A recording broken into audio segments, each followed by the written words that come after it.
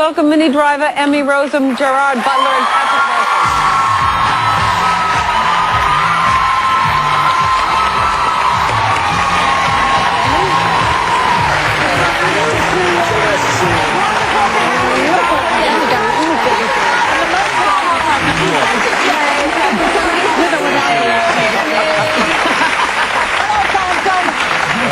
Hey, Jerry, nice to see you.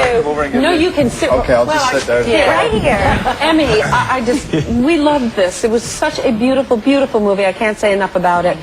But I want to ask you, Emmy, you're already nominated for a Golden Globe nomination. Congratulations. 18 years old.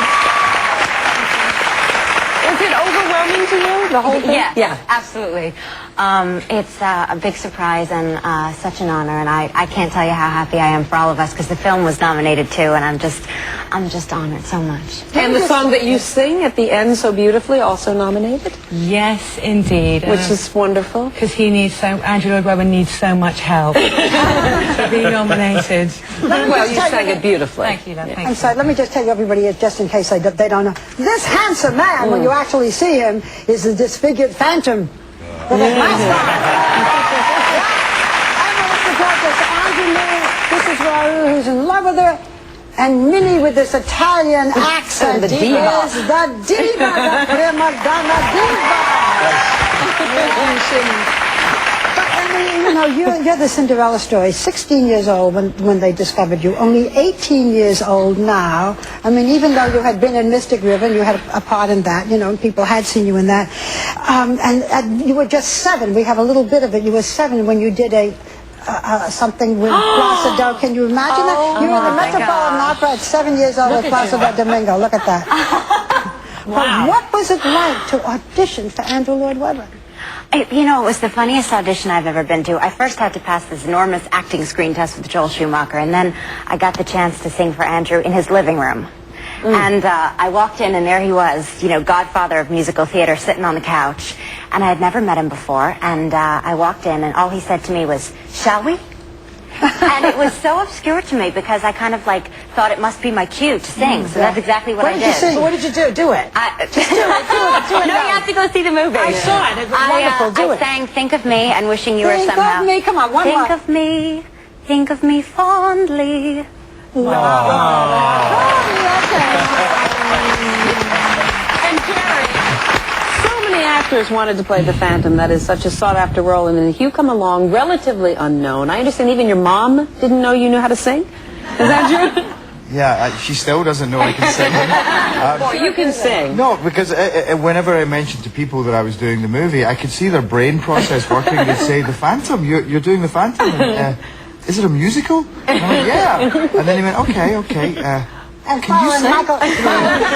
following Michael Crawford, who became so world famous playing the Phantom all over the world. I couldn't ever think of it like that. Well, actually, I never saw Michael Crawford play the role, and we were always trying to do something very, very, very different with the movie, you know, and you can just focus on what we're trying to do, and we have a chance to, I think, make a much more intimate, romantic, passionate, which is the value of making it in a movie. I want to just ask Minnie something, because you have this fantastic Italian accent. You know, I'm leaving. Goodbye. Get my dog. Right?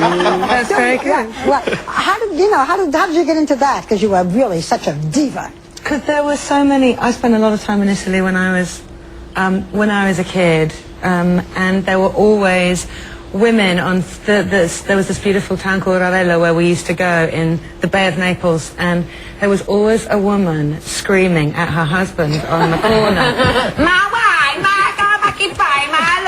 And she'd be screaming at this guy.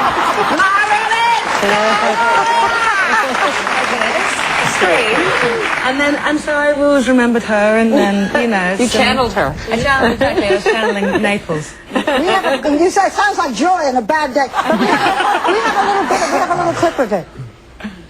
These things do happen. For the past 3 years, these things do happen. And did you stop them from happening? No. And you too, you're as bad as him. These things do happen. And did you stop these things from happening? This thing does not happen.